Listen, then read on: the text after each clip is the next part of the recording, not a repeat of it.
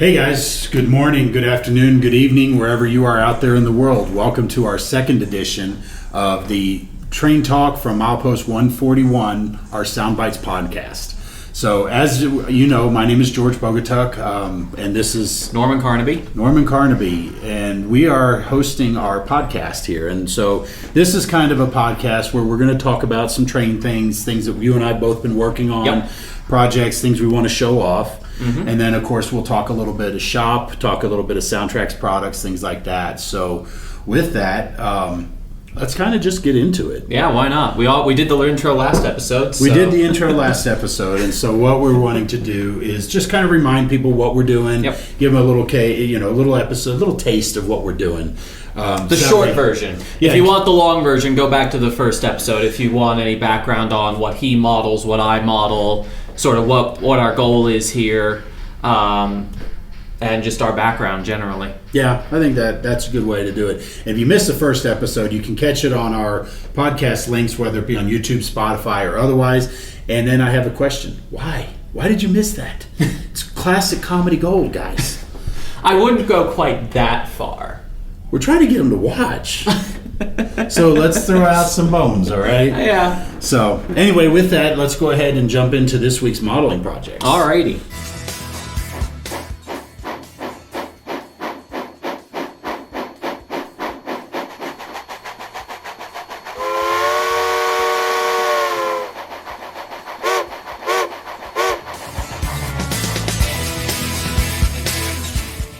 So first up, right here in front of me, I have my HO. A lot of you people may be looking at this model and think this is a RS3, and in actuality, it isn't. It's not an RS3. Now, this particular locomotive started life as an RS3, but the Missouri Pacific Railroad, they weren't real happy with the Alco performance overall. So they did this with the RS3s and the RS12s, I believe it was. Mm-hmm. And what they did was they basically gutted all the Alco prime mover stuff out of it and installed an EMD. And so this actually has a 12-cylinder EMD 567, hence the term GP12. So it's a 1,200 horsepower. And they called it GP because GP stood for general purpose, and SW was more of the switchers. And so they called this a GP12, so that general purpose, because the Alco RS was actually a road switcher. Yep. And so they called these the GP, which basically became a road switcher.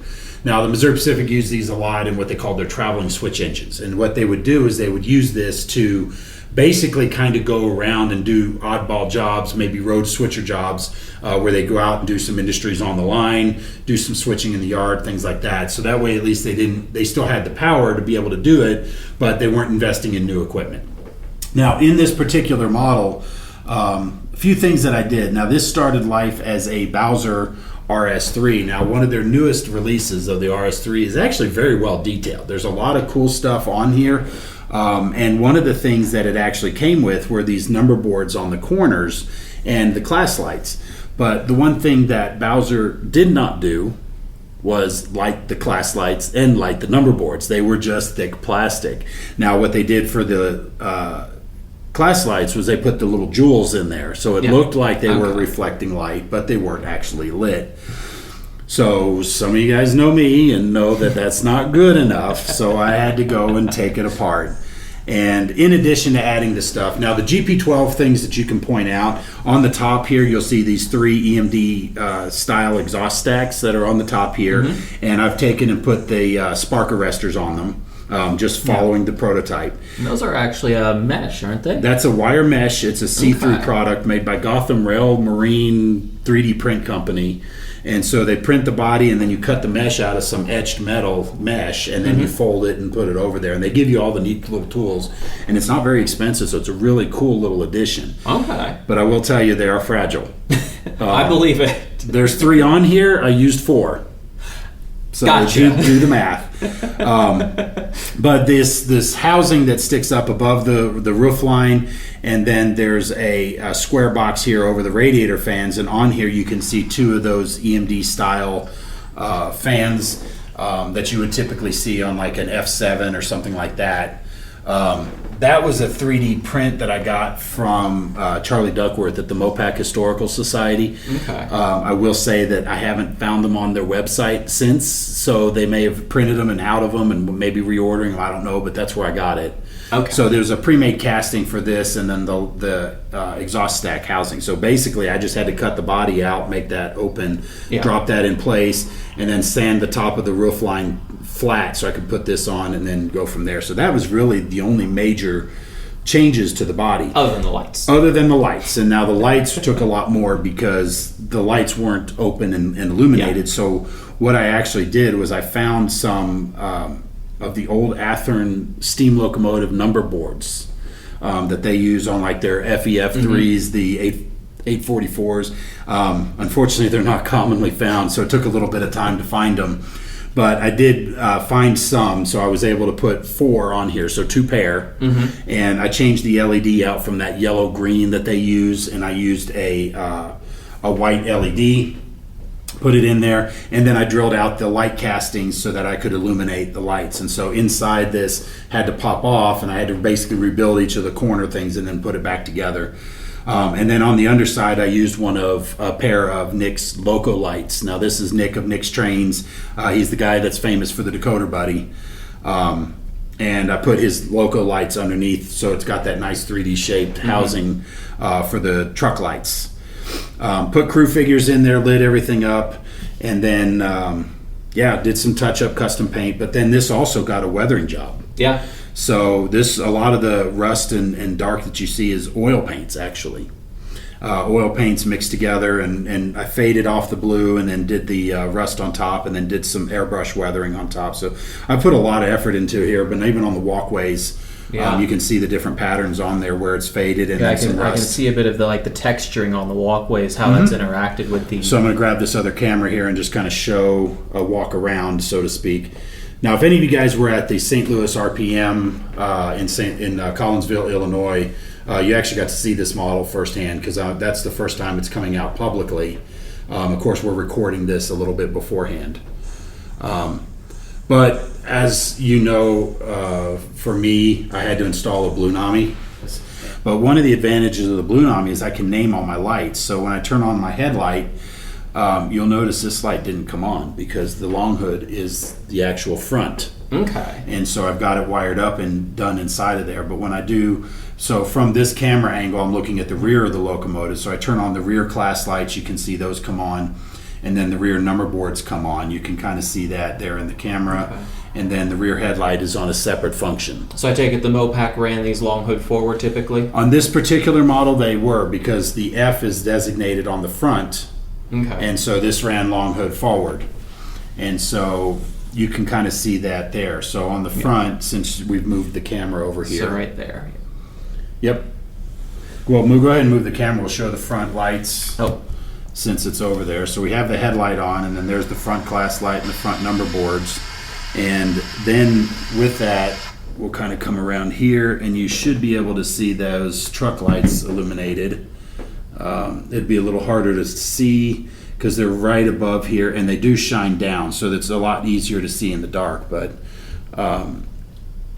anyway, so the cool thing is that this gives us the opportunity to model rebuilds over the years. And so when railroads were being frugal in the 60s, 70s, and instead of scrapping stuff, they were rebuilding things. Yeah.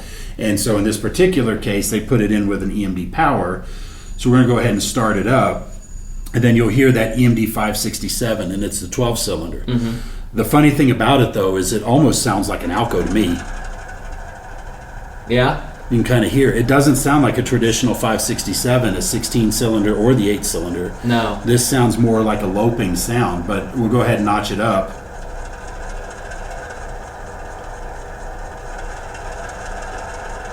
You can kind of hear that. Now, it does sound Alco-E or Alco-ish, whichever word you want to use. But it's an EMD. But it is an actual EMD prime mover. And to show you that just on the screen, we're going to go ahead and go to sound settings. And we go to main sounds. You can see right here on the top of the screen, it says EMD 567 12-cylinder. So it definitely is that particular prime mover. So But anyway, I'm pretty happy with it. I love the way it's turned out. And, the real Missouri Pacific actually scrapped these by, I think the last known photograph I've seen was in 75 or 76. And so by me having this in my 1978 world, I've kind of decided that in my world that had one survived, because it's such an oddball, neat little thing, and everybody looks up at it and says, "Oh, look, it's an RS3," and they're like, "Nope, it isn't an RS3. It kind of is. It started life as one, and then it got overhauled. Then it got Mopac-ized." Or however you want to call it. They took and put their thing to it. So anyway, I'm pretty happy with the way it's turned out. I love the model. It runs nice and smooth. And Bowser did a really good job with it as far as the detail on it. It's got the door handles all around it. It's got all the the lift rings on the top. And even the handrails are actually pretty sturdy for being plastic. Okay. They're actually pretty sturdy. I have to give them credit. It took a little bit of work to get them out. Yeah. And the ones on the end where the MU stands are at, I talked about in the last podcast, use those Pacific I was going to Western. mention, I can see the magnet hoses there. The Pacific Western magnetic, they call it their Magnalock brake lines. Okay. And I also used the magnetic MU cables. And so when I put the magnets on the end, this end handrail is actually really, really sturdy. Okay. So I'm not worried about it pulling the magnet or pulling the handrails off of the model when I disconnect. So I'm actually pretty impressed with the model. It almost makes me want to do another one and have two of them, but I think it's a stretch for 1978. So like I said, I'm pretty happy with the way it's turned out. And that's what I've been modeling lately. Alrighty. So I see you have another European steam engine over there. British, thank you very much. British, well, tomato. No, I'm kidding. So what do you got over there? So this is a BR Standard 2.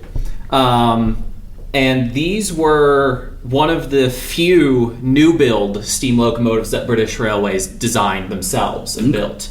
It inherited a lot from some of the Big Four designs, but it is its own distinct design family. This is the Standard 2. This was one of the moguls that they made, and these were designed, as you can sort of tell from the low water tanks on the tender. These were designed for good visibility. These were also sometimes used as road switchers. Okay. But their primary duty was actually branch line. These have a very, very light axle loading. Okay. So they can run over basically anything, any track that British Rail had, no matter how well kept it was. And this is 1950s post-war Britain. There was a lot of bad track. Yeah, I believe it. Yeah. The British Railways was kind of broke at this point. It's frankly astonishing they were able to get any new built steam locomotives done at all. But there was an argument to be made that the standardization, allowing them to replace the different Big Four designs with one single design would decrease the maintenance costs so much and the parts cost so much that it would offset the cost of building new. Obviously, that didn't entirely plan out because the 1955 modernization plan unfortunately called for the scrapping of all steam locomotives and the building of diesels at a time when it wasn't perhaps the most practical thing. Affordable? Well, practical. Practical, okay. A lot of the diesels didn't end up very well. Oh, got it. That's a story for another day. Okay. But stay tuned here on the podcast. You'll get to hear that story at another day. Maybe someday, yeah. But a few types of standards did end up getting built, and this is one of them, the Standard 2. There were actually a fair few of these built, because there was a lot of their branch line locos at that point were actually very, very old designs and very uneconomical. So BR had a vested interest in bringing in more modern standard designs to replace those older branch line locos. Okay. And what's interesting about the standards is they actually pulled in a lot of design language from outside of the UK as well. So you'll notice we have here a lot of external pipe work which is not something you commonly see on most British designs. That's very much something they pulled from American steam locomotive design, because they recognized that keeping the pipework external was something they used to try and keep the maintenance costs down. How'd that go again? Brain fart. Yeah. It happens. Yeah. But they used a lot of fittings like that, which allowed them to keep those maintenance costs down. Yeah, the external pipe seems to be extremely helpful when accessing for maintenance and replacing and finding leaks especially. Oh, yeah. A lot of earlier British locomotives, especially Great Western, tried to keep everything internal, and it resulted in them being a bit of a maintenance nightmare. Yeah, they look pretty. But maintaining them was interesting. That's kind of cool. I had never thought about that with that narrow coal bunker. Yeah, so if you actually see, there's actually windows back here. So it's designed such that you can... there's this rear section to the cab here, which is designed to allow crew comfort, because it keeps many of the benefits of like an enclosed cab, but it has those windows at the back, so you can still have good visibility out the rear here. Okay. So these you would very often see these running tender first. Oh wow. Okay. Because on a lot of these branch lines, you didn't necessarily have a turntable at the end. Mm-hmm. So you would run it down to the end of the line, and you would just run it the other direction back. Oh, wow. Okay. So very, very much a branch line loco. Well, and I hear you've got sound in that thing. Yes. So, would I have anything else? This is SoundTraxx. Fair enough. But I'm hearing it, and so I'm kind of curious to know what you got in there. So I actually have a Tsunami 2 TSUN18. Now, some of you may be aware that the Tsunami 2, we don't have a distinct British variant of it like we do the Economy. We have the the UK Economy and the US Economy. Tsunami 2 doesn't have that, but if you look closely on the Tsunami 2 sound selection, there are a couple of UK whistles, and one of them is the British Rail single chime, which this locomotive uses. And along with that, we also have a lot of customization options that allow for a Tsunami 2 to behave as you would expect a British locomotive to. So, for instance, there's the vacuum pump, which this one has. You'll notice this has never had the ka-plunk of a air compressor while it's been sitting here the entire time. Right. And it's not been muted because the British use the vacuum pump system. Mm-hmm. And also using the function mapping to unmap things like the bell. If I press function 1, no bell, because I've unmapped it completely. They didn't use a lot of bells and things Correct. like that, because I also noticed it's kind of sad there's no lights on the front of this thing. Yeah, unfortunately, I've been looking into the possibility I've been trying to find some reflective head code discs to put on the front here, because that's what they used in lieu of lights. Oh, okay. Were the head code lamps or discs, depending on if it was daytime or nighttime running. Okay. So that's head HEAD code. Yeah. Okay. So what we have here is, you can see we've got these little posts here. Okay. Yep. And what would happen is the engine, whatever type of train you were carrying, there's a specific type of head code associated with it. So, for instance, express passenger is this post, and this post would have a head code lamp for nighttime running, or a head code disc, which is just a little reflective disc for daytime running. And what that does is that allows somebody to look at the train and know, okay, this is carrying this sort of cargo and thus has this priority on the network. Okay. So that's cool. Yeah, it's a really efficient means of communicating information. So let's say someone in a switch tower, it's nighttime, you see a train coming with the two head code discs, and you know, okay, that's a passenger, I need to give it priority. Gotcha. Okay. So yeah. What? So did you put any lights in there? Yeah. Unfortunately, I didn't. Oh, okay. I was planning to put. I looked at putting a firebox light in it. Yeah. Okay. But the way Hornby did the moldings in the cab on this one, it really didn't make sense, because they molded it with the firebox doors shut. Got it. Okay. Well, just curious. So, yeah, unfortunately I didn't in this case. Yeah, because I haven't seen this one. I don't think I remember seeing this one yet. So, yeah. So, anyway. Cool. So let's take it for a run. Let's test it and show off these British sounds that you've got. Certainly.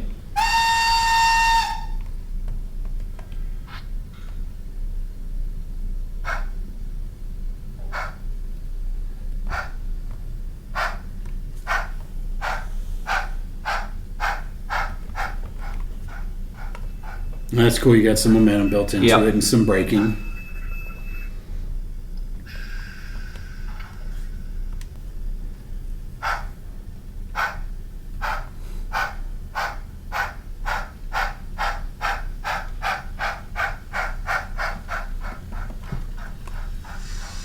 And you can hear that distinct air rushing in sound because it's got the vacuum brake system. So instead of a US system like the air brakes, like your GP12 has, they would actually have a vacuum line where instead of raising the pressure inside to release the brakes, they would actually draw air out and create a vacuum. And that was how they released the brakes. And then when it returned to atmosphere, that's when the brakes would apply. Okay. So that's cool. That's similar principle, but different in execution. Different in execution. Yeah. Well, of course, it always has to be different across the pond, right? Well, actually, the rest of Europe adopted air brakes much sooner. So the UK was pretty much the only holdout on vacuum. Okay. Cool. Well, and you said something about that as a Next 18. So let's go ahead and talk a little bit about that Next 18 decoder for you guys. Because our Next 18 decoder, I think, is a really cool thing, and I know you've been using a lot more of them. Yes, I pretty much almost all the installs I do these days are Next 18, unless I need some other capability, because it's a really, really capable decoder, especially for its size, because it's able to pack in more lighting outputs than the comparably sized TSU 1100. The 1100 only has 4. The Next 18 has 6. Yeah. So that's definitely an advantage. And it just plugs in. So if your model has a Next 18... Well, this one doesn't. I actually fitted our Next 18 adapter to it. Okay. So it plugs in a lot of cases where it'll have a Next 18 plug in the model. And you'll see that starting to be used on a lot more N-scale stuff, I believe. It's been in N-scale for a long time. Yeah. I think the only company in N-scale that isn't using Next 18 anymore is Kato. Okay. And then there's also some HO models. Like, for example, the Walthers SW1200 uses the Next 18. I have seen that.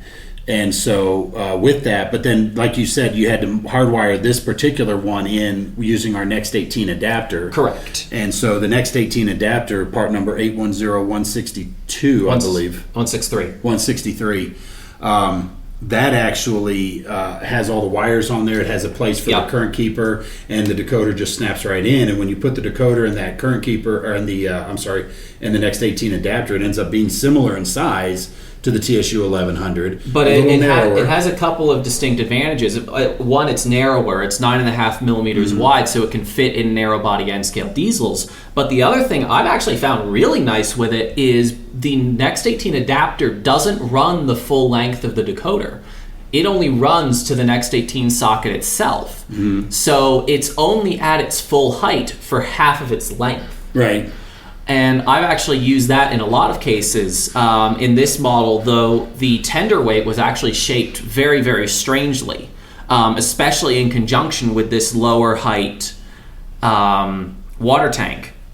So it made it really, really hard to fit a typical decoder. Even the 1100, it would have fit, but it really didn't fit well. It had to go in at an odd angle, and I had to do some weird stuff with it when I tried an 1100. But the Next 18, because of that half height over most of its length, it actually fit really, really well. I was able to put the Next 18 adapter towards the rear here, right under the water hatch, and then the decoder itself extends that way, and I'm able to run all my wires underneath that weight.